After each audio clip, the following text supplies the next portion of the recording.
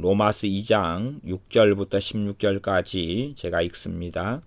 하나님께서 각 사람에게 그 행한 대로 보응하시되 참고 선을 행하여 영광과 존귀와 썩지 아니함을 구하는 자에게는 영생으로 하시고 오직 당을 지어 진리를 좇지 아니하고 불의를 좇는 자에게는 노와 분으로 하시리라.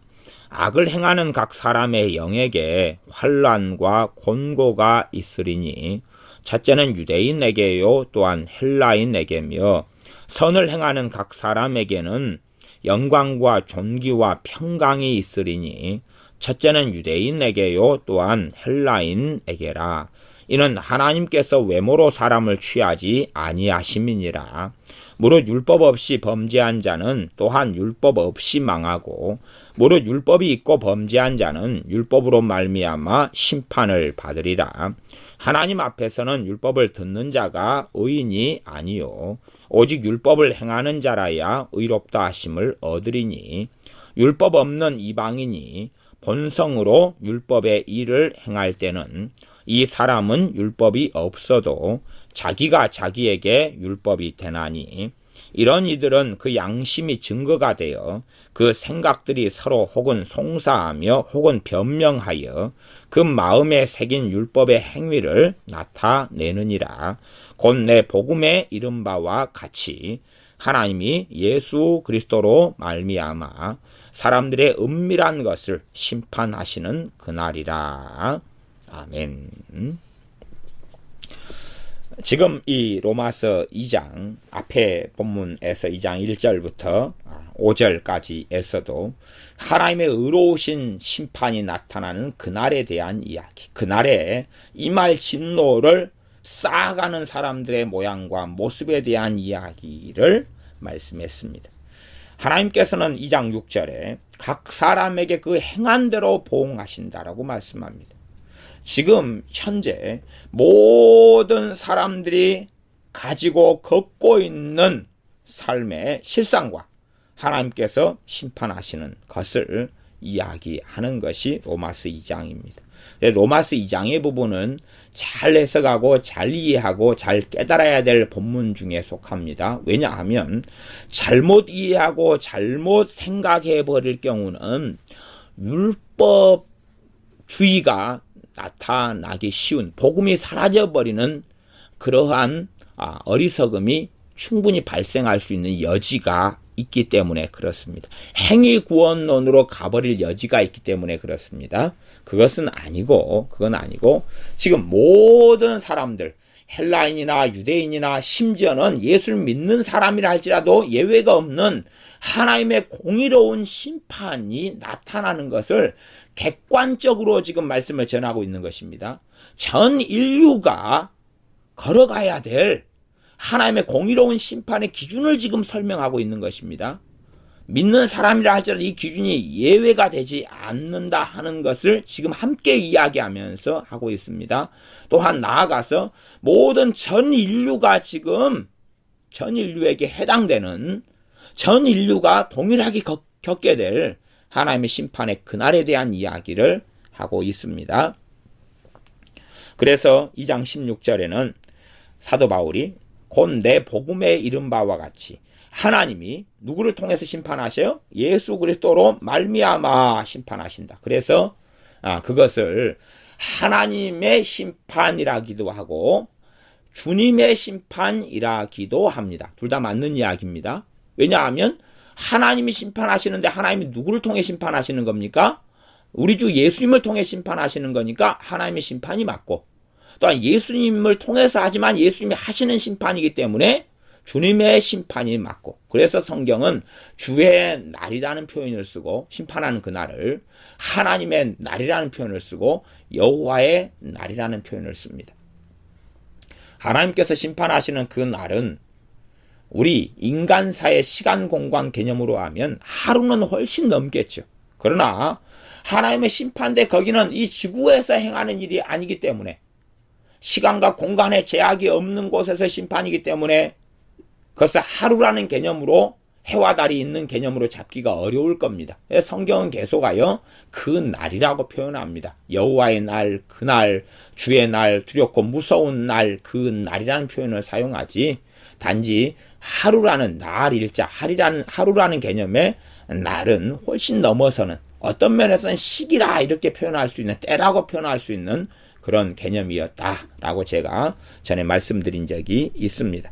그래서 사도 바울이 지금 복음을 전할 때 내 복음의 이른바와 같이 지금 복음 안에가 들어가 있는 내용이 뭐냐 하면 하나님이 예수 그리스도로 말미암아 16절 사람들의 은밀한 것을 심판하시는 그날이라. 복음 안에 뭐가 들어가요? 심판에 대한 이야기를 해야 되지요. 복음 안에. 어떤 사람들은 복음 안에 이제 예수 믿는 사람들 심판이 면제됐어. 그날이 없어. 죽은 다음에 천국 가면 끝이야. 라고 생각하는 것은 복음을 전반적으로 다 전하지 못했다는 것이고 오히려 전하지 못한 것은 복음을 왜곡했다는 이야기가 돼버리고 맙니다.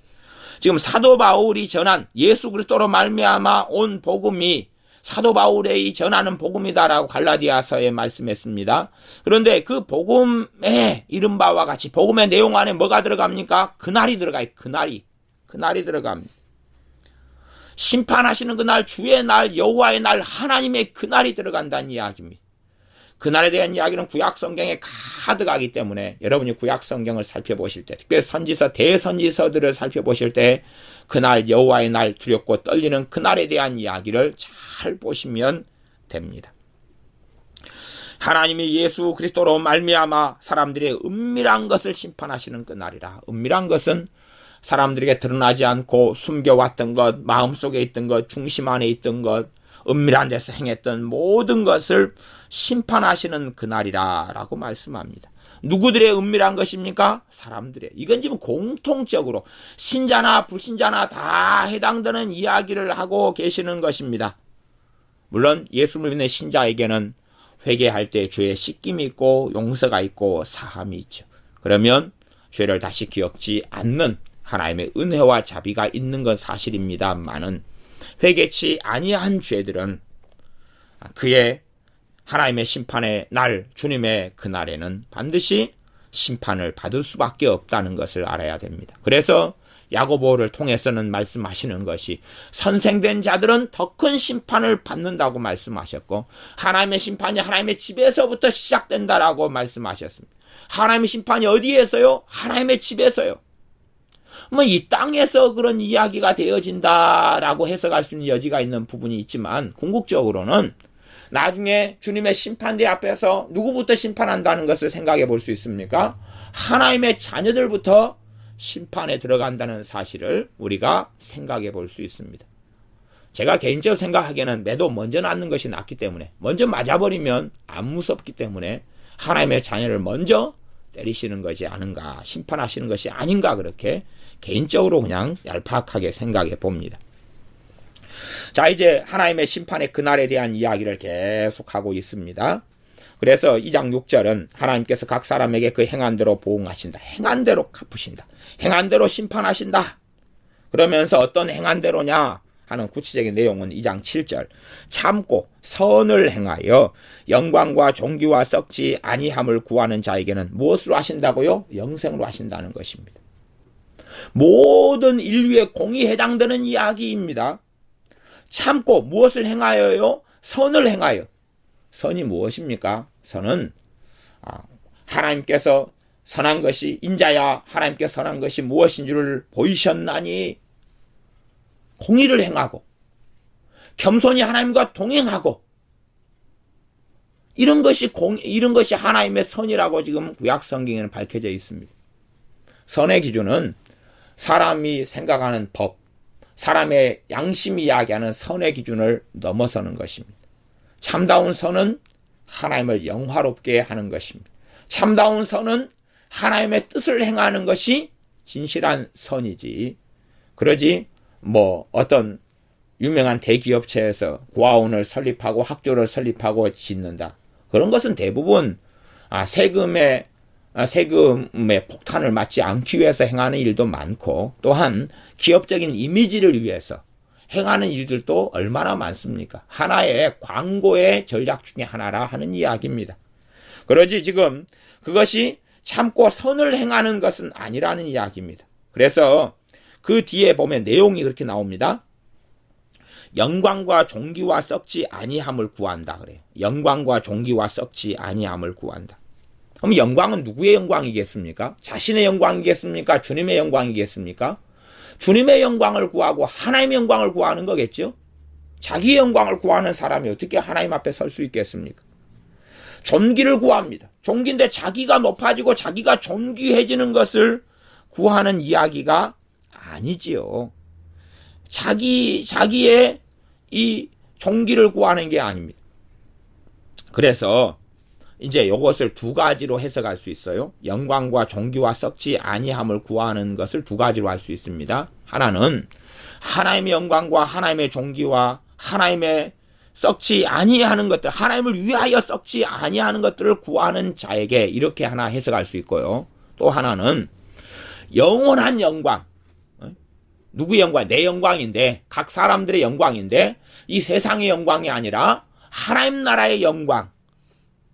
그 다음에 이 세상에서 존귀케 되고, 존귀는 명예로운 것입니다. 명예, 영예 이렇게 해석될 수 있는 단어인데, 존귀인데 이 땅에서 존귀나 높아짐이 아니라 하나님 앞에서 존귀와 높아짐을 구하는 사람. 그 다음에 이 땅에서 썩어질 것이 아니라 영원한 것을 썩지 아니함이라 그럽니다. 그 영원한 것을 구하는 사람, 이렇게 이제 두 가지가 가능합니다. 하나님의 영광, 하나님이 존귀케 되시는 것, 또한 영원한 것, 하나님의 영원하신 것들, 하나님께서 말씀하신 것, 영원하다고 말씀하신 것들을 구하는 것이지요. 그러한 것들을 구하는 자에게 영생으로 하신다는 한 가지 의미. 두 번째는 이 땅에서 영광이 아니라 하나님 앞에서 영광. 그러니까 사실은 내용으로는 같아지는 것입니다. 깊은 내용으로는 지금 어떻게 해석해도 같아지는 것인데, 이 땅에서 영광이 아니라 하나님 앞에서 영광이죠. 하나님 앞에서 영광은 베드로전서 4장에는 그렇게 이야기하지 않습니까? 예수님 때문에 욕을 받으면 영광의 영고 성령님이 그 위에 계신다. 썩지 아니할 영광을 주님 앞에 얻게 될 것이다 라고 이야기하지 않습니까? 예수님 때문에 모욕을 당하고 욕을 당하면 산상수훈에 나와 있는 8가지 복 가운데 8번째 복이 그런 이야기를 하고 있습니다. 예수님 때문에 모욕과 수욕과 수치와 욕을 당하는 것, 고난을 당하는 것을 이야기합니다. 그래서 참고 선을 행하여, 앞에가 참고가 나왔다는 것은 이 땅의 삶이 사람들이 생각하는 후천년 왕국, 사람들이 생각하는 해피엔딩, 공의가 이 땅에 다 이루어져 버려, 이 땅이 다 거룩하게 변할 거야. 저도 대부흥이 왔으면 항상 좋겠다라고 기도하고 생각하는 사람입니다. 그러나 어느 때가 되어서 한순간에 세상이 거룩하게 되어버릴 거야, 여호와의 영광을 아는 것이 이 땅에 충만할 거야. 그것은 대부흥에 대한 이야기가 사실은 아닙니다. 그걸 앞과 뒤를 잘 보셔야 됩니다. 여호와를 아는 영광의 빛이 충만할 거야. 그런 거 하박국에 나와 있는 본문이기도 한데 앞과 뒤를 잘 보아야 됩니다. 물론 그에 대한 이야기가 아니기 때문에 그 본문을 제가 복잡하게 다루지는 않겠습니다. 그래서 참고란 것이 나와 있다는 이야기는 사람들이 정말로 주님을 사랑하고 주님을 찾고 살아갈 때에 이 세상에 아직도 불의한 것을 볼 수밖에 없고, 이 세상에 아직 공평치 못한 일이 나타나는 걸 볼 수밖에 없고, 악인이 득세하는 걸 볼 수밖에 없고, 탐욕을 부리는 자가 더 많은 것을 누리고 살아가는 것을 볼 수밖에 없기 때문에 성경에서 특별히 시편 같은 데서는 불의한 자를 너희가 부러워하지 말고 세상에서 악하게 살면서 잘 나가는 사람을 질시하거나 질투하거나 그렇게 시기하거나 하지 말아라 라고 하나님께서는 말씀하시는 것입니다. 참고 인내가 필요한 것은 손쉽게 얻어지지 않고 손쉽게 이 땅의 삶이 공의롭고 거룩하게 변하지 않기 때문에 인생사 속에서 끊임없이 한 걸음 한 걸음 한 걸음 주님 앞에 나아가지만 천국에서 궁극적으로 이루어져야 될 모든 것이 이 땅에서 이루어지는 것은 아니기 때문에 그렇습니다. 참고 선을 행하여 영광과 존귀와 썩지 아니함을 구하는 그 사람들에게 무엇으로 갚으신다는 이야기입니까? 영생으로 갚으신다는 이야기입니다.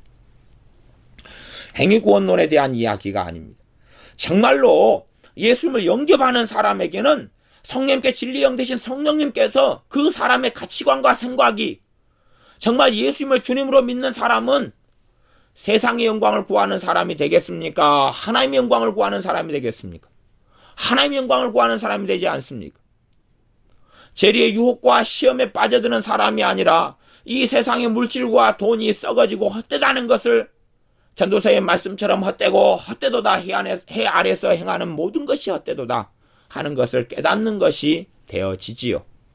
그러니 정말로 예수를 믿는 사람들은 참고 선을 행하게 됩니다. 정말로 성령의 역사가 있는 사람들은 이 세상의 영광이 아니라 하나님의 영광을 구하게 됩니다. 정말로 예수를 믿는 사람들은 성령의 도우심과 역사하심과 진리로 걸어가는 길을 걷기 때문에 이 세상에서 높아짐과 영예와 존귀를 구하지 아니하고 영원한 영예를 구합니다. 영원한 영예를 구합니다. 그래서 사도들이, 특별히 베드로 사도가 그렇게 이야기했지 않습니까? 주님, 나는 모든 것을 버리고 주님을 쫓았습니다. 그러니까 주님께서 너희가 이 땅에서 100배나 받고 내세 영생을 얻지 못할 자가 없다라고 말씀하셨지 않습니까? 왜냐하면 왜 이 땅에 살면서 이 땅의 모든 것을 베드로가 버렸느냐? 베드로 사도가 왜 버렸느냐 하면 하나님 앞에서 존귀를 얻고 싶어서 그랬지 않습니까? 그러한 동기나 마음이 잘못됐다는 것이 아닙니다. 잘못됐다는 것이 아닙니다. 사도 바울도 내가 복음을 전한 이후에 오히려 내가 버림을 받을까 두려워하기 때문에 나를 지키고 나를 정결케 하고 깨어있는 삶을 산다고 이야기하는 것입니다. 그것처럼 정말로 예수를 믿고 사는 사람들은, 그리고 성령님께서 역사하심의 진리의 길로 인도하심을 받는 사람들은 이 땅에서 명예나 높아짐과 인정받는 것, 존귀를 구하지 않고 하나님 앞에서 얻는 존귀를 구하는 삶을 삽니다. 썩어질 것들을 계속 구하는 삶을 사는 게 어떻게 성령님의 열매가 되겠습니까? 썩어지지 아니할 것을 구하는 삶. 성령의 열매에 대해 갈라디아서 6장에서는 이 같은 것을 금지할 법이 없느니라. 왜 금지할 법이 없습니까? 영원한 것이기 때문에 그렇습니다. 썩어지지 않는 것이기 때문에 그렇습니다. 썩어지지 아니함을 구하는 자에게는 영생으로 하신다. 이러한 말씀은요, 신자에게나 불신자에게나 다 해당되는 이야기입니다. 하나님의 공의로운 심판에 대한 이야기입니다. 이게 지금 복음에 들어가 있는 이야기입니다. 구체적인 예수 그리스도의 복음은 설명하지 않지만 이것이 전 세계 인류가 걷는 하나님의 심판대 앞에서 겪는 일에 대한 이야기입니다. 그래서 제가 이런 부분을 이해를 잘 해야 된다고 이야기하는 본문 중에 속해 있습니다. 그 다음에 8절, 오직 당을 지어를 다른 현대적인 번역 성경들은 이것을 다 어떻게 번역했냐 하면 그냥 당을 짓는다, 무슨 무리를 지어가지고 만든다기보다는 다 대부분 이기적인 욕심이 가득했다, 이렇게 번역을 했습니다. 이기적인 욕심이 가득했다. 대부분 지금 번역 성경, 제가 전반적으로 번역 성경들을 살펴보니까 이 부분을 당을 지었다는 옛날 표현이고 지금 현대적인 표현이 이기심이 가득했다, 이기적인 욕심이 가득했다, 그런 욕심, 이기심, 이런 걸로 지금 번역이 되어 있습니다. 그래서 당을 지어는 이기심이 가득했어. 이게 자기 중심적인 삶이죠. 자기 중심적인 삶, 자기가 주인이고 자신이 왕이고 자신이 자기 삶의 모든 것의 주관자고 자신의 영광만을 위해 살아가는 사람. 주님께서 자신의 목숨을 구하고자 하는 자는 잃어버린다라고 말씀하셨어요. 자신의 목숨을 싫어하고 버리는 사람은 영생을 얻고 생명을 얻는다 그랬어요. 자신의 목숨을 주님을 위하여, 나를 위하여 버리는 사람은 그 목숨을 얻게 되고, 자신의 목숨을 사랑해서 버리지 않는 사람은 자신의 목숨을 잃게 된다고 말씀하셨어요. 그것이 또한 2장 7절의 말씀이 아니겠습니까? 2장 7절의 말씀은 나 예수님 믿었으니까 나는 참고 선을 행할 필요가 없어. 나는 예수님 믿었으니까 지금 참고 선을 행한다. 성령의 9가지 열매 중에서 양선 아닙니까? 양선. 그죠? 양선이에요. 양선. 오래 참음과 자비와 양선과 자비도 지금 선을 행하는 것 아니에요. 하나님의 자비. 충성과 온유와 절제, 온유한 삶. 충성 신실한 삶. 절제하는 삶. 뭐에 대해 절제합니까? 너는 세상에 있는 것을 다 쓰지 못할 자처럼 살아가라. 남편 있는 자는 남편 없는 자처럼, 아내가 있는 자는 아내가 없는 자로, 물건들을 가진 사람은 세상 물건들을 다 쓰지 못하고 하나님께 갈 사람처럼 거기에 의미를 두고 살지 말아라 합니다. 옷이나 차나 집이나 전토나 그 어떤 것이라도 의미를 두고 살지 말라는 것입니다.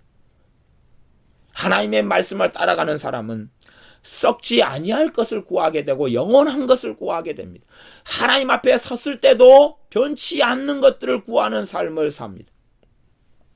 그러니 실상 우리가 천국에 예수님의 사람들이 섰을 때도 출발점이 결코 같을 수 없습니다. 이 땅의 삶 속에서 주님과 함께 진리에 따라 동행해 왔던 사람하고 구원은 받았지만 불 가운데 얻는 구원처럼 그렇게 수치 가운데 얻는 구원을 받은 사람이 어떻게 동일한 자리에서 천국에서 영원한 삶을 살겠습니까? 이 땅에서 영원한 것을 구했던 사람들과 썩지 아니했던 것을 구하는 사람들과 썩었던 것과 썩지 아니할 것 사이에 갈라디아서 5장처럼 육체의 정욕과 육체의 소욕과 성냄의 소욕에 충돌하여 아무것도 못하고 있는 그러한 삶을 산 사람들, 혹은 너희가 시기와 질투가 있은즉 너희가 육체에 있어 어린아이가 아니리요 했던 고린도 전서에 기록된 고린도 교회 같은, 고린도 교인들 같은 삶을 산 사람들, 육에 속한, 육신에 속한 어린아이적인 삶을 산 사람들이 어떻게 영원한 하나님의 자리에 섰을 때에 같은 자리에서 같은 걸 누리며 같이 살아갈 수 있겠느냐 하는 것입니다. 물론 제가 여기서 천국이 몇 단계로 나누어졌다 그런 이야기를 하는 것은 결코 아닙니다. 천국은 하나입니다. 천국은 하나이죠. 그런데 내가 이 땅에 살면서 똑같이 살면서도 1살짜리, 2살짜리, 10살짜리가 똑같은 세계에 살지만 똑같은 세계 속에 살지도 않고 똑같은 걸 누리지도 않지 않습니까? 1살짜리야 엄마가 아빠가 데려다 주는 곳만 데려갈 수 있고 보아도 다 보는 것도 아니지 않습니까? 1살짜리가 자동차를 본다 해서 자동차를 어떻게 알겠습니까? 비행기를 본다 해서 비행기를 어떻게 알겠습니까? 시간이 흘러가지고 알고 본다는 이야기입니다. 2장 8절 오직 당을 지어는 기본적으로 다른 번역본들이 그렇게 해석한다고 그랬습니다. 이기적인 욕심만, 이기심, 자기중심성, 이게 당을 지어라는 이야기. 이기심, 자기 욕심으로 충만해가지고 자기 중심적인 삶을 살아가면서 무엇을 좇지 않아요? 진리를 좇지 않아요. 왜? 이기심, 자기가 진리가 되는데 왜? 자기가 진리라고 착각하는데 자기가 생각하는 것, 자기가 마음먹는 것, 자기가 말하는 것, 자기의 욕망이 그 사람이 가진 진리라고 착각하는데 어떻게 참된 하나님의 진리와 하나님의 뜻과 하나님의 길을 좇고 따르겠습니까? 그러니 진리를 좇지 않아요. 그래서 정말 예수님의 사람과 그렇지 않은 사람의 특성은 이기심을 보면 알 수 있어요. 이기심을 보면 알 수 있어요. 또 하나는 진리를 좇느냐 좇지 않느냐. 하나님의 말씀에 관심이 없어요. 진리에 관심이 없어요. 심지어 주님을 기다리는 사람들이라 할지라도 말세에 대한 징조들, 말세에 대한 현상들, 베리칩 이런 것은 관심이 있어도 정말로 이 땅에서 살아나가야 될 주님의 말씀에 대해서는 관심이 없어요. 어떻게 살아야 하느냐? 이런 부분은 관심이 없어요. 아니 그것이 주님의 신부로 준비하는 메시지고 말씀인데 그런 거 관심이 없는 것이, 그런 관심이 없고 현세적인 문제를 해결하는 데만 관심이 있어요. 현세적인 문제를 해결하고 현세에서 어떻게 평안하게 사느냐가 관심이 있지, 내가 어떻게 주님을 닮아가며 죄가 어떻게 끊어지고 어떻게 성령 충만하고 어떻게 거룩한 삶을 살게 될 수 있을까 하는 부분에 관심이 별로 없지요. 정말로 진리의 영인 성령님께서 요한복음 14장에 성령에 대한 말씀을 주님께서 계속 요한복음 14장과 15장의 말씀, 13장과 14장에 계속 말씀하셨어요. 이 성령님께서는 진리의 영이셔요. 진리의 영이 오셔서 어느 길로 인도하시겠습니까? 너희를 모든 진리 가운데 인도하시리라. 정말로 예수님의 사람들은 진리를 좇는 삶을 살아갈 수밖에 없습니다. 성령님이 떠나버리셨다면 진리를 좇지 않겠죠. 그러나 성령님이 계속 계셔서 진리를 좇으라고 종용하시고 종용하시는 성령님 계신 사람은 예수님의 사람인데 진리의 길을 때로는 빠르게, 때로는 더디게, 때로는 강팍하게 해서 늦게 걸을 수 있지만 진리의 길을 전혀 안 걸을 수는 없다는 사실입니다. 진리의 길을 전혀 안 걷는 사람이 있고 그 사람이 교회 다니는 사람이라 할지라도 그 사람은 사실은 예수님의 사람은 아닌 것입니다. 예수님의 사람은 진리의 길을 걷게 될 수밖에 없습니다. 진리를 좇지 아니할 수는 없습니다. 그러니 당연히 이기심과 자기중심성, 나보다 자기를 더 사랑하는 사람들, 자기 목숨을 더 예수님보다 사랑하는 사람들, 그게 당을 지어 그 말인데, 그런 사람이 어떻게 구원을 받고 천국에 서겠습니까? 주님은 그런 사람, 자기 목숨을 사랑하는 사람, 누구보다요? 예수님보다. 사랑하는 사람은 하나님 나라에 합당치 않다 그랬습니다. 그러니 똑같은 이야기입니다. 지금 똑같은 이야기.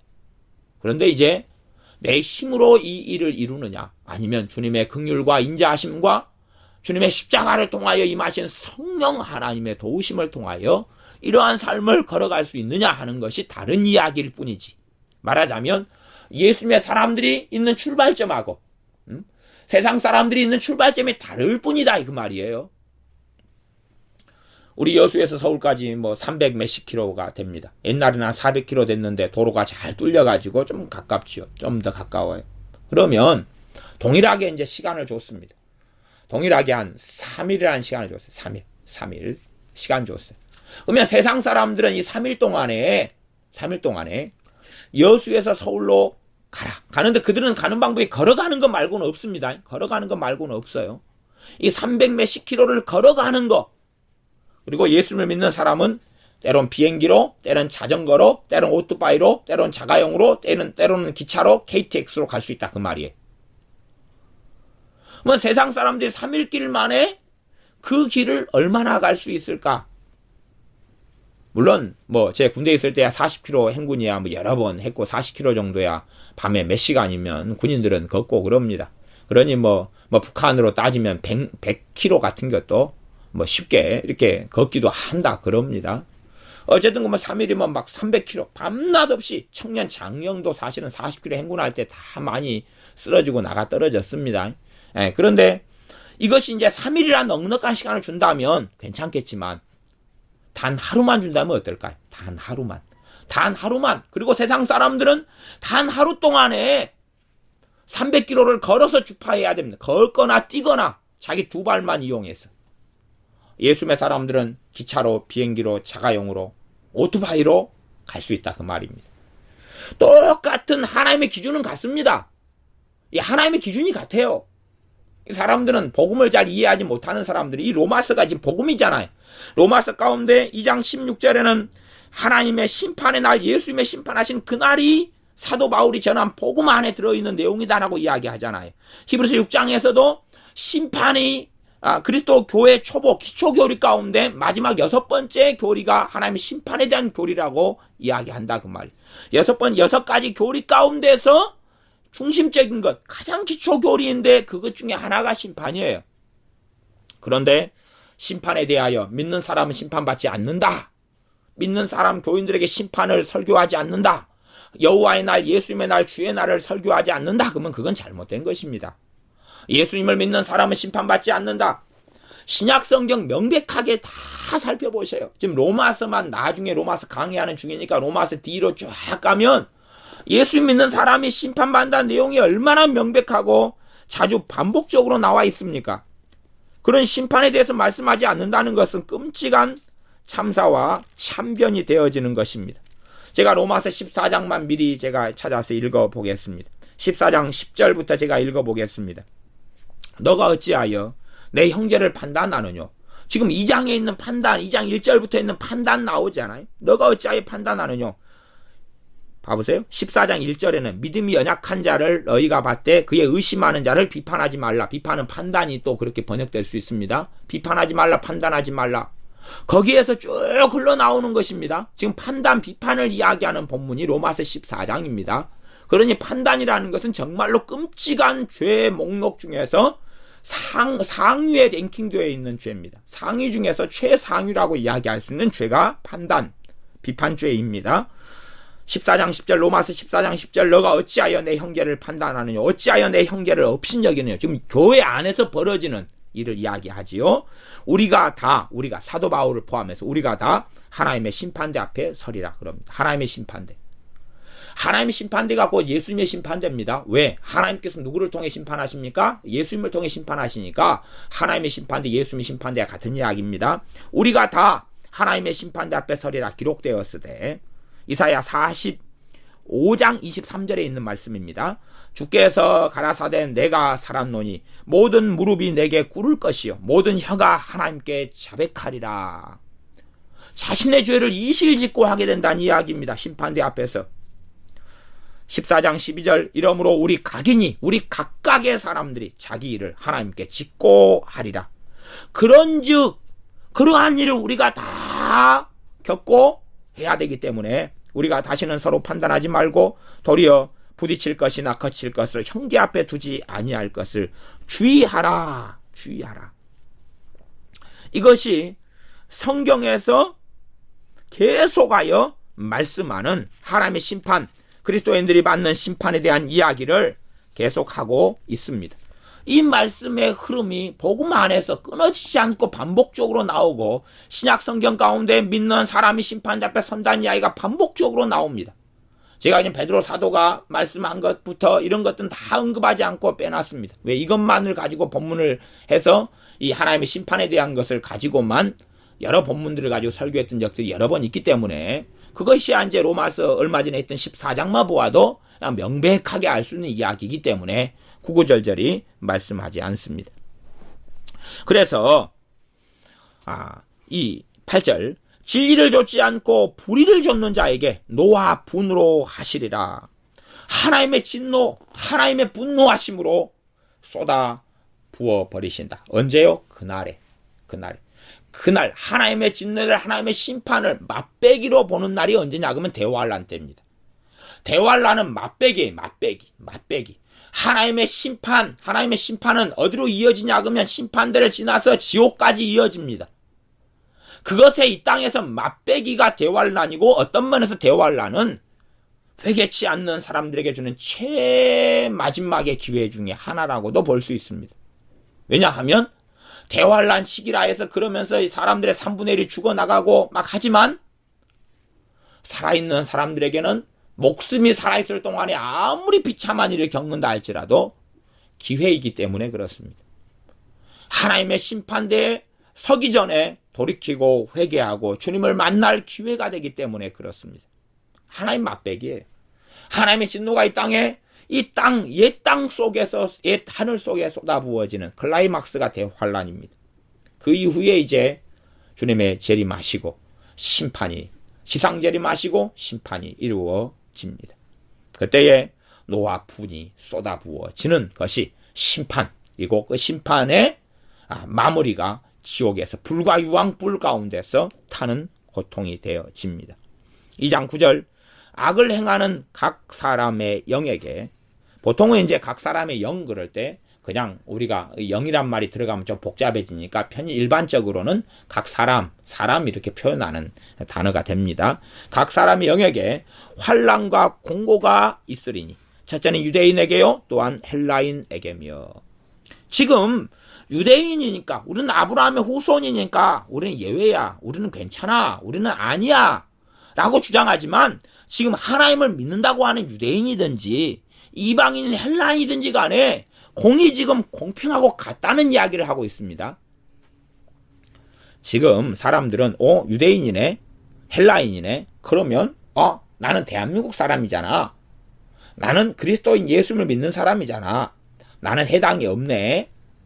그게 아니라요, 지금 성경에서 반복적으로 나오는 사도 바울이 주로 많이 사용하는 표현인 유대인에게요 헬라인에게라 하는 것은요, 모든 인류를 표현한 이야기입니다. 모든 사람을 표현하고 그 속에 예수를 믿는 사람들이 포함된 이야기예요. 유대인 가운데 믿는 사람들, 안 믿는 사람들, 헬라인 가운데 믿는 사람들, 안 믿는 사람들을 포함한 이야기지. 그러지 여기에서 그리스도인 예수를 믿는 사람은 빠져있어, 그런 이야기가 아닙니다. 그렇게 이해하고 해석한다면 어리석은 사람이 될 것입니다. 그래서 악을 행하는 각 사람은 유대인이든지 헬라인이든지 할 것 없이, 말하자면 그리스도인이든지 비그리스도인이든지 할 것 없이 그 말입니다. 악을 행하는 각 사람, 악을 지금 ing 계속하여 행하고 살아가는 사람이 과연 그리스도인이겠습니까? 주님께서 마태복음 7장에는 주여 주여 하는 자마다 하나님 나라에 들어갈 것이 아니라 하나님의 뜻대로 행하는 자, 아버지의 뜻대로 행하는 자 나야 하나님의 나라에 들어가리라 했습니다. 그러니 정말로 예수를 믿는 사람, 성령이 그 안에 역사하시는 사람이 악을 계속하여 행해갈 수 있겠느냐 하는 것입니다. 이건 모든 사람에 대한 이야기고 각 사람들에 대한 이야기입니다. 악을 행하는 각 사람의 영역에 환난과 공고가 있다. 유대인이라 할지라도 헬라인이라 할지라도 유대인들은 우리는 율법을 가졌어. 우리는 깨끗하고 거룩해. 우리는 선민이야. 선택받았어. 그러니까 악을 행해도 우리는 구원받을 거야. 그렇게 생각했다 그 말이에요. 많은 유대인들이. 예수님 믿는 사람들도 유대인과 비슷한 사고방식을 가지고 있습니다.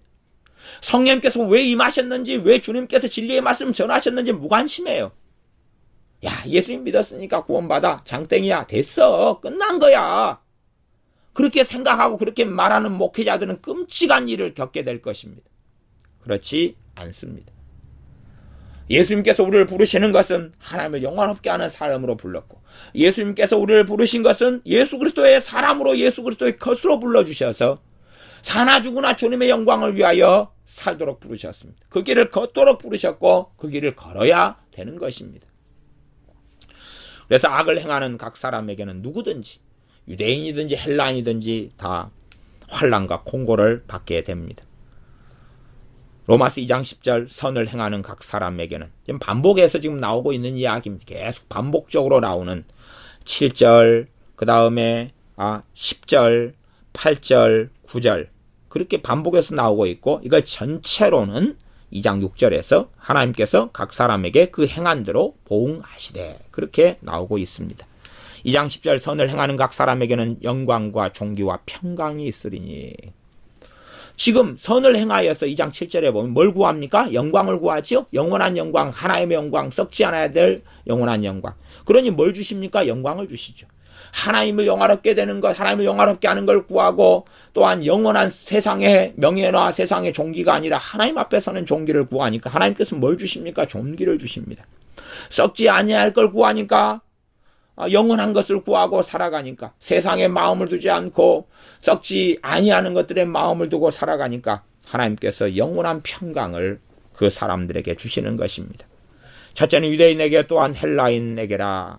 이는 하나님께서 외모로 사람을 취하지 아니하심이니라. 정말로 어떤 사람이 예수를 믿는다 그래도 믿는다, 그리고 권사나 집사나 목사의 타이틀을 가지고 있어서 그것을 보고 와, 목사 타이틀, 너 세례 증서 있구나, 그러니 너는 구원받았어, 천국이야 하는 외모로 취하시는 게 아니라 무엇을 확인하십니까? 그 사람의 중심을 확인하시죠. 그 사람의 마음 중심에 정말로 예수를 믿는가를 확인하시는 것 아니겠습니까? 그러니 입으로 주여 주여 나 믿나이다, 나 교회 다녀요, 예배당 앉아있을 때 주님 보셨잖아요, 그게 아니라 그 사람의 중심을 확인하는 것 아닙니까? 그 사람 중심 안에 정말 예수를 믿고 있는가를 확인하는 것입니다. 누구는 진리 얘기를 좀 빨리 따르고 좀 늦게 따를 수는 있다 그랬습니다. 그 사람 안에 정말 하나님을 경외함이 있는가? 그 사람 안에 선을 행하는 삶의 원동력이 있는가? 그 사람 안에 정말로 어떠한 영광을 구하는가를 확인하지 않습니까? 왜냐하면 사람을 외모로 취하지 않기 때문에. 그래서 만인이 이 하나님의 심판은 공의롭고 공정합니다. 그리스도인 예수를 믿는 사람도 공정합니다. 그러나 어떤 면에서는 불공정한 것이, 예수를 믿는 사람들은 성령의 도우심과 역사와 예수님의 십자가를 통하여 먼 여정을 가도 비행기를 탈 수 있고, 기차를 탈 수 있고, 자가용을 탈 수 있고, 오토바이를 탈 수 있고, KTX를 탈 수 있다는 장점이 있다고 말씀드렸습니다. 왜? 도우시는 거룩하시는 성령 하나님이 계시기 때문에. 그러나 자신의 이기심과 욕망을 따라 사는 사람들을 성령 하나님이 돕지 않습니다. 썩지 아니할 것도 주시고 썩을 것을 완전히 많이 구하고 사는데 그 사람 안은 썩지 아니할 것도 만들어지고 썩을 것도 만들어진다. 이런 개밥을 하나님은 주시지 않는다는 사실입니다. 어떤 사람이 세상의 영광을 구합니다. 그렇게 해서 막 죽어라고 예수를 믿는다 하는 사람이 달려갑니다. 그러니 하나님께서 하나님의 영광도 주시고 세상의 영광도 준다. 그렇게 부흥사들이나 그렇게 기복주의나 그렇게 잘못된 말씀을 전하는 주의 종들이 주장한다 할지라도 그것을 받아들이고 믿는 것은 어리석은 것이 됩니다. 이제 12절, 13절 율법과의 관계성을 이야기합니다. 율법과 양심에 대한 이야기를 합니다. 그러면서 2장 12절 무릇 율법 없이 범죄한 자는 율법 없이 망하고. 지금 이 헬라인들, 이방인의 대표가 헬라인인데 그 사람들은 무엇이 없습니까? 율법이 없습니다. 그래서 율법 없이 범죄한 자는 율법 없이 망한다. 무릇 율법이 있고 범죄한 자는 율법으로 말미암아 심판을 받는다. 율법 없이 망한다는 것. 율법 없이 망한다는 건 율법 없이 심판을 받는다는 이야기입니다. 영원한 멸망을 이야기합니다. 뭐 어떤 식의 멸망이냐? 지금 율법이 있고 범죄한 사람은 무엇으로 심판을 받아요? 율법으로 심판을 받아요. 율법을 주었으니까 심판의 기준이 어떤 면에서 다르다는 이야기입니다. 13절 하나님 앞에서는 율법을 듣는 자가 의인이 아니요 오직 율법을 행하는 자라야 의롭다 하심을 얻으리라. 이것이 야고보서 1장 22절하고 23절에 나와 있는 말씀입니다. 율법을 듣는 자가 의인이 아니라, 이렇게 이스라엘 사람들이라고 하는 유대인들은 율법을 듣는 자들에 만족했습니다. 율법을 대부분의 행하는 자가 된 게 아니라 듣는 자에 만족했어요. 듣는 자에. 그래서 어떤 면에서는 제가 설교를 할 때에 단지 지적인 설교만 하기를 좋아하지 않습니다. 제가 이제 이 말씀을 강해하는 부분에 갈 때는 실제적인 삶의 부분을 다루는 것은 좀 많이 줄이고 축소합니다. 왜냐하면 말씀의 실제적인 삶을 말씀을 통해 다루게 되면 굉장히 짧은 본문을 다루면서도 긴 이야기를 해야 되기 때문에 그렇습니다. 그래서 말씀을 전체적으로 강의하고 설명할 때는 제가 실제적인 것보다는 실제로 말씀의 전체적인 흐름과 이 복음의 진리를 중심으로 설교하기 때문에 다소나마 약간의 이론적이 되는 측면들이 이제 있다는 것은 생각하셔야 될 것입니다. 그런데 율법을 듣는 자가 지적인 어떤 설교를 듣고 만족을 해요.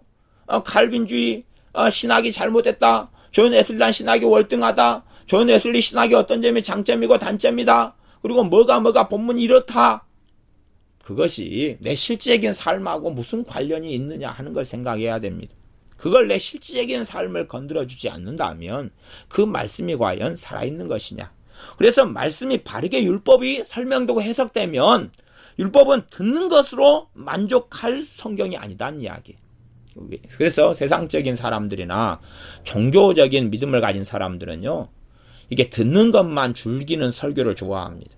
실제적으로 내가 움직여야 되는 것, 실제적으로 행해야 되는 것, 실제적으로 회개해야 되는 것, 삶의 변화를 가져와야 되는 말씀들을 듣기는 불편해합니다. 왜냐하면 그것은 자기 양심과 자신이 배우고 알고 있는 그러한 것을 건드리는 것이 되기 때문에 아주 불편해하고 듣기 싫어하죠. 대신에 지식을 만족시키는, 성경 해석을 통하여 지식을 만족시키는 설교들은 사람들이 좋아합니다. 왜냐하면 나는 안 움직이고도 율법을 듣는 것으로도 좋아할 수 있고 행복할 수 있고 기뻐할 수 있다 그 말입니다. 말하자면 찬양 집회 같은 거죠. 하나님을 찬양합니다. 손 들고 찬양합니다. 하나님을 향하여 할렐루야 합시다. 할렐루야. 그리고 외치는 것으로 만족하면 되거든요. 안 움직여도 되잖아. 실제 삶에서 용서의 길을 걷느냐, 아니면 하나님을 경외하는 길을 걷느냐, 썩어질 것을 구하느냐, 세상에 사람에게 인정받기 위해서 발버둥 치느냐, 정말로 교만하냐, 판단이 당신 안에 있느냐 없느냐 가지고 치열하게 싸우지 않아도 되잖아요. 여러분은 하나님을 사랑하십니까? 아멘. 그리고 하늘을 향하여 하나님께 영광의 박수를 올려드립시다. 짠짠짠짠짠짠. 그리고 즐기면 되잖아요. 즐기면 되잖아요. 주님 다시 오실 때까지 즐기면 되잖아요. 야, 나 주님 사모해요. 주님 다시 오실 때까지 내가 그 길을 갈 거예요. 그리고 외쳐 노래 부를 수 있잖아요. 내가 안 움직이고도. 리듬도 좋고 가사도 좋고 다 좋으니까 그렇게 부를 수 있다 그 말이에요. 그러나 하나님 앞에서는 로마서 2장 13절 율법을 듣는 자가 의인이 아니다 그랬죠. 율법을 듣는 자가 아니라 율법을 행하는 자라야 의롭다 하심을 얻는다고 말씀했어요. 율법을 행하는 자가 의롭다 하심을 얻는다 그랬어요. 정말로 예수를 믿는 사람은 믿음을 통하여 의롭다 하심을 받게 됩니다. 그러나 거기에서 그치지 않습니다. 성령님께서 역사하시고 임하셔서 율법을 행하는 삶으로 인도해 가십니다. 너희는 그리스도의 법을 성취하라. 갈라디아서에서 말씀한 것처럼 그리스도의 법을 성취하는 삶을 살게 하십니다. 하나님의 법이 율법입니다. 하나님의 법을 성취하는 삶을 살도록 하나님의 자녀를 인도해 가시는 것입니다. 내가 엄마 아빠에게 입양이 됐습니다. 엄마 아빠를 양부모로 삼아서 엄마 아빠 합니다. 그러나 엄마 아빠 하지만 엄마 아빠가 주는 것은 다 받아먹고 다 누리면서 엄마 아빠가 바르게 훈육하고 양육하고 하나님을 경외하도록 가르치는 것은 따르지 않고 지키지 않습니다.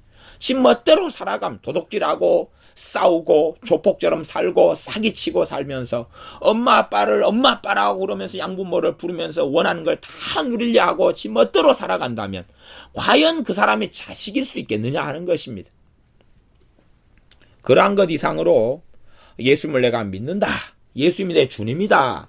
그렇게 하면서 하나님의 말씀, 하나님의 법인 율법을 행하는 삶을 살지 않는다면 그 사람이 과연 예수님을 믿고 거듭난 사람이냐는 것입니다. 실제로 예수님을 믿고 거듭난 사람은 예수님을 믿는 믿음을 통하여 의롭다함을 얻고 구원을 받습니다. 그 구원받는 사람이 실제적으로 구원받는 사람에게 성령님이 임하십니다. 그리고 성령님께서 그 사람을 인도하십니다. 어떠한 삶으로요? 율법을 행하는 삶으로요. 주님께서 말씀하셨습니다. 나는 율법의 1.1핵이라도 다 땅에 떨어지지 않고 다 이루리라. 나는 율법을 폐하러 온 것이 아니라 온전케 하러 왔다고 말씀합니다. 하나님께서 주님께서 이루신 십자가에서 이루신 율법의 부분이 있고 또한 계속하여 우리가 주님을 지키고 따라야 되는 율법의 부분이 있습니다. 그래서 실제로 구약성경 옛사람에게 말한 바 그 율법에 대하여 주님께서 산상수훈 같은 데서는 방대하게 설명하시면서 주님께서 말씀하시는 진실한 더 깊은 하나님의 뜻을 드러내 주셨습니다. 살인하지 말라 하는 것을 너희가 옛사람에게 들었으나 형제에게 노하는 자마다 살인하는 자다 라고 말씀하시는 정말 주님의 법, 그리스도의 법을 우리는 들었습니다. 그러니 실제로 단지 그냥 구약시대 율법에 멈춘다면 그것은 많은 경우 행동만을 다루는 것처럼 보이지만 실제로는 안 그렇습니다. 십계명 10번째 계명은 탐심을 이야기하니까 마음을 다루고 있어요. 나 겉으로 볼 때는 행동만을 다루는 것처럼 보이니까 나는 마음에서 못된 마음 품고 악한 마음 품어도 내가 행동 제스처를 취하지 않고 액션을 취하지 않으니까 나는 괜찮아 라고 할는지 몰라도 하나님은 중심을 감찰하시며 율법을 행하지 않는다고 말씀하시는 것입니다. 하나님의 말씀을 행하는 것은 첫째는 마음에서, 두 번째는 생각에서, 입술에서, 그 다음에 행동에서지요. 하나님께서 말씀하시는 율법의 행함은 마음의 문제, 생각의 문제, 말의 문제, 행동의 문제를 다 포함한 이야기지 액션만, 행동만, 손짓, 발짓 움직이는 것만 이야기하지 않습니다. 그래서 오직 율법을 행하는 자라 의롭다 하심을 얻으리라. 이건 불변의 진리입니다. 원래 불변의 진리예요. 야고보서 1장 22절 23절에 말씀하는 것처럼 불변의 진리예요. 그래서 제가 지금 해석을 잘 해야 된다고, 이 복음을 설명하는 로마서를 해석을 잘 해야 된다고 제가 누누이 말씀드리는 것입니다. 이것을 잘못 봐가지고 율법으로 구원받아, 율법으로 의롭게 돼. 지금 율법으로 의롭게 되는 길이 있어요. 그러나 정말로 율법으로 의롭게 되는 길은 아브라함처럼 믿음을 통하여 의롭게 된 사람이 행함으로 또한 의롭게 되는 길을 걷는 것이에요. 그 길이 하나님께서 마련하신 바르고 좋고 가장 좋은 길이에요. 그리고 실상은 죄인인 사람이 현 시점에서 내가 사람을 죽여서 살인죄를 50명을 내가 미워하고 증오하고 분노하고 50명을 살인한 사람이 앞으로 죽을 때까지 살인 안 했다고 쳐요. 그러면 내가 살인마가 아니냐 그 말이에요. 내가 살인자가 아니냐 그 말이에요. 어떻게 하나님 앞에 설 수 있겠느냐 그 말이. 내 50명을 미워하고 분노하고 살아와서 50명을 살인한 그 죄가 용서받아야 될 거 아니에요. 깨끗함을 얻어야 될 거 아니에요. 어떻게 깨끗함을 얻을 수 있느냐 하는 것이에요. 그래서 2장 13절은 계속하여 이 복음의 진리 속에, 진수 속에 들어가 있습니다. 하나님 앞에서 율법을 듣는 자가 의인이 아니 오직 율법을 행하는 자라 의롭다 하심을 얻으리라. 그러면 정말로 우리가 율법대로 살아와서 의롭다함을 받으려면 기본적으로 아주 어릴 때부터 무엇을 지키고 살아와야 됩니까? 하나님의 법, 율법을 지키고 살아와야 됩니다. 사랑하고 살아와야 되고, 하나님을 경외하고 살아와야 되고, 우상 숭배하지 않고 살아와야 되고, 주님을 가장 사랑하면서 살아와야 합니다. 용서하고 살아와야 되고, 미워하지 않고 살아와야 되고, 그렇게 어릴 때부터 탐심 가운데 살지 않고 10계명, 10번째 계명, 그렇게 도둑질하지 않고 또 탐심내지 않고 그렇게 쭉 살아와야 합니다. 부모에 대해서 거스르지 않고 부모에게 순종하고 복종하고 어릴 때부터 계속 살아와야 그 사람이 무엇을 얻습니까? 의롭다함을 얻는 것입니다. 제가 지금 기본적인 설명만 하지 완벽한 설명을 하고 있지는 않습니다. 그래서 14절, 율법 없는 이방인이 본성으로 율법의 일을 행할 때는 이 사람은 율법이 없어도 자기가 자기에게 율법이 된다. 지금 이제 안 믿는 사람, 율법이 없는 사람, 유대인이 아닌 사람, 또 무엇은 가지고 있습니까? 양심은 가지고 있어요. 이 양심을 얼마나 더럽게 해버릴 것이냐, 이 양심의 기능이 잘 하도록 할 것이냐 하는 건 사실은 자기가 결정하는 것입니다. 양심에 내 양심, 그래서 너희는 선한 양심을 가지라 라고 신약 성경에도 말씀하는 것입니다. 예수님 믿는 사람이요, 성경에 대해서 하나님 말씀을 잘못 해석하고 곡해하고 오해하고 살아가면 양심이 더러워져 버리는 것입니다. 성령의 바른 역사 속에 살아가면 양심이 바르게 기능하기 시작해요. 물론 양심이 바르게 한순간에 바르게 기능하지는 않습니다. 다시 말씀으로 양심을 훈련하고 바꾸어 나가야 됩니다. 그래서 예전에 작년이가 재작년에 제가 양심을, 하나님 말씀으로 양심을 깨끗하게 하고 바꿔야 한다 하는 성경 공부를 하면서 그걸 녹음해서 아마 그 카페에 올려놓은 것 같아요. 그 설교를. 근데 양심이 더러워진 상태 속에서 양심이 한순간에 예수님 믿었다 그래서 깨끗해지는 건 아닙니다. 이 부족한 부분을 성령 하나님이 깨닫게 하시고 역사하시고 도와주시긴 하지만 진리의 말씀으로 내 양심이 깨끗하게 되어져야 양심이 바른 기능을 하게 됩니다. 마찬가지 이방인들도 윤리나 도덕이나 아니면 바른 가치관을 통해서 자신의 양심을 깨끗하게 해야 되는데 당을 지어, 아까 당을 지어라는 뜻이 이기적인 욕심, 이기심, 이기적인 욕망으로 가득한 상태라 그랬죠. 그렇게 자신의 이기심, 공주병, 왕자병, 자기 중심성으로 자녀들이 된다면 그런 아이들의 양심은 정말로 더럽습니다. 이 더러운 양심을 따라 요즘에 벌어지는 것 중에 하나가 뭐냐 하면 내가 상처받았다는 것이, 내가 상처가 많다는 것이, 정말로 많은 상처, 진짜 상처가 있어요. 강간당하고 폭행을 당하고 버림받고 하는 그런 것, 그런 거 정말로 주님의 은혜로 치유돼야 됩니다. 그런데 또한 많은 어떤 것은 이기심과 시기와 질투 때문에 오는 상처들도 아주 많아요. 그런 것이 어떻게 치유되겠습니까? 회개해야지요. 근데 자기가 회개해야 될 많은 것들을 요즘에 상담, 내적 치유, 기독교 상담 유행을 따라서 자기가 회개해야 될 많은 것들의 책임을 타인에게 떠넘기는 것이 내적 치유 중에 하나가 되어져 버렸습니다. 정말 바르고 순전한 내적 치유가 있는 게 사실입니다만은 많은 사람들이 내적 치유를 가지고 상처, 상담을 가지고 자신의 죄의 책임을 전가시키는데 내적 치유와 상처란 단어를 써버리고 있습니다. 그래서 심심하면 내가 당신 때문에 상처받았다고 하는 것입니다. 자기가 용납하지 못하고 용서하지 못하고 사랑하지 못하고 순종하지 못한 것을 상처받았다는 것으로 표현해버리고 나는 무죄하다, 나는 깨끗하다 말하는 본디오 빌라도처럼 물에 손을 씻으면서 나는 무죄하다라고 말하는 어리석은 일을, 내적 치유를 행하는 많은 믿는 사람들이 행하는 것을 보아오고 있습니다.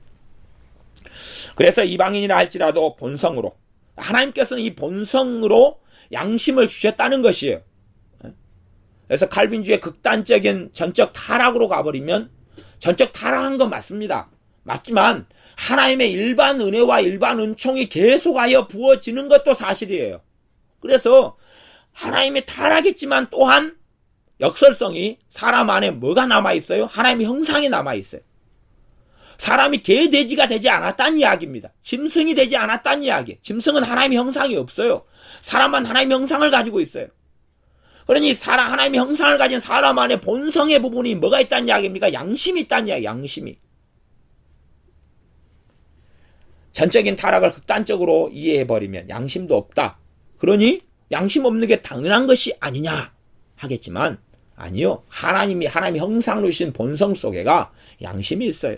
그렇기 때문에 그 양심을 바르게 갖고 나갈 수가 있고, 이방인, 하나님이 없는 사람들, 하나님을 안 섬기는 사람들도, 그래서 그 사람들이 받는 심판을 최소화할 수 있고, 심판에 받는 하나님의 심판, 지옥의 심판이 다 같은 게 아닙니다. 심판대 앞에 서서 결론은 다 지옥인데 심판받아라, 그런 게 아닙니다. 지옥에서 받는 영원한 심판도 급수가 다른 것이에요. 급수가 달라요. 그렇기 때문에 심판을 거치는 것 아닙니까? 14절, 율법 없는 이방인이 본성으로 율법의 일을 행할 때는 이 사람은 율법이 없어도 자기가 자기에게 율법이 되나니. 그래서 율법은 두 가지다, 그런 것이에요. 하나는 유대인들에게 하나님이 준 율법이 하나가 있고, 또 하나는 양심이 율법이 되어버린다고 이야기합니다. 15절, 이런 이들은 그 양심이 증거가 돼요. 그 생각들이 서로 혹은 송사하며 혹은 변명하여 그 마음에 새긴 율법의 행위를 나타내느니라. 이제 양심은 마음이에요. 마음. 양심을, 그래서 다른 말로 설명하면 양심은 선량한 마음이에요. 선량한 마음의 기능 중에 하나가 양심이다, 그 말이에요.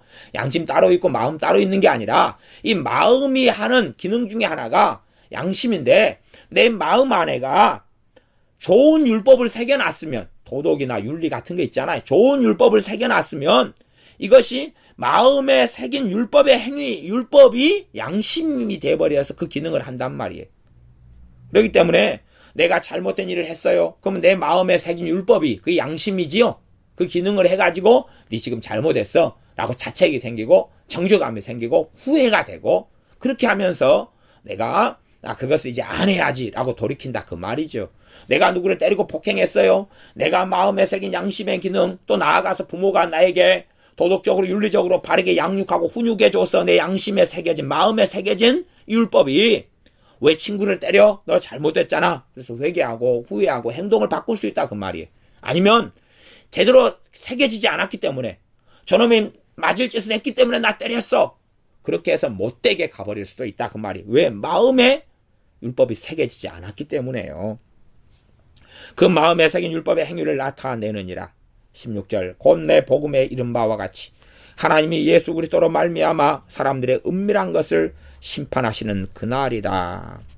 그날에 이제 결국은 그 양심이 증거가 되어서 그 마음에 있는 게 다 드러나게 된다고 말씀합니다. 유대인들은 율법에 따라서 이렇게 말씀했지 않느냐, 너희에게 이 율법을 주지 않았느냐라고 이야기하고, 이방인들은 그 율법을 받지 않았기 때문에 봐라, 너희 양심에 새긴, 물론 그 기능이 제대로 안 된 거긴 하지만 그 본성 안에 하나님이 주신 게 있다, 그 말. 본성 안에 주신 것이 있다, 그 말이. 그 본성 안에 주신 그 양심의 기능을 살려내셔가지고 송사하고 이야기하고 숨은 것들이 다 드러나게 이야기하는 이 심판의 날이 온다는 사실입니다.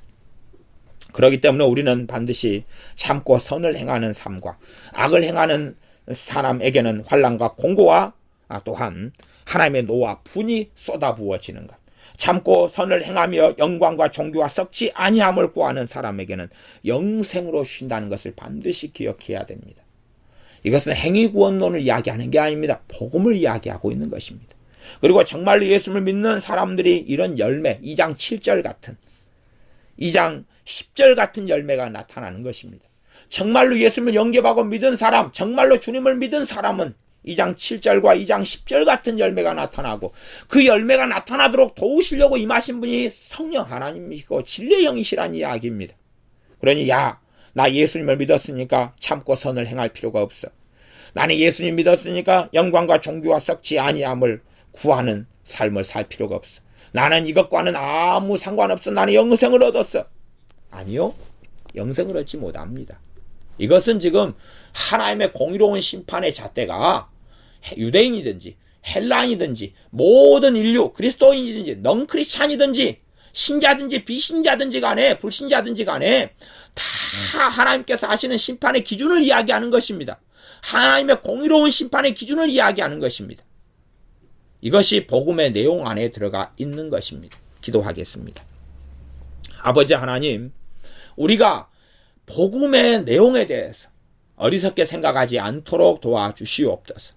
사도 바울을 통하여 전한 복음 가운데 하나님께서 사람의 은밀한 것들을 우리 주 예수님을 통하여 심판하시는 그날, 하나님의 날, 여호와의 날, 두렵고 떨리는 하나님의 날, 주님의 날에 대하여 말씀하시고, 그날에 참고 선을 행하여 영광과 존귀와 썩지 아니함을 구하는 사람들과 악을 행하여 살아가는 사람들에게 노아 분으로 환난과 공고를 주시는 하나님의 말씀을 볼 때에 우리가 정말로 예수를 믿는 사람들로서 내 영광과 썩어질 것을 구하여 세상을 추구하여 살아가는 사람이 아니라 진리의 말씀을 따라여 살아가서 하나님을 영원롭게 하는 우리가 되게 하여 주시며, 결국은 영혼의 구원이 영생을 얻고 받을 때에 주님께 감사하며 주님을 노래하게 하여 주시옵소서.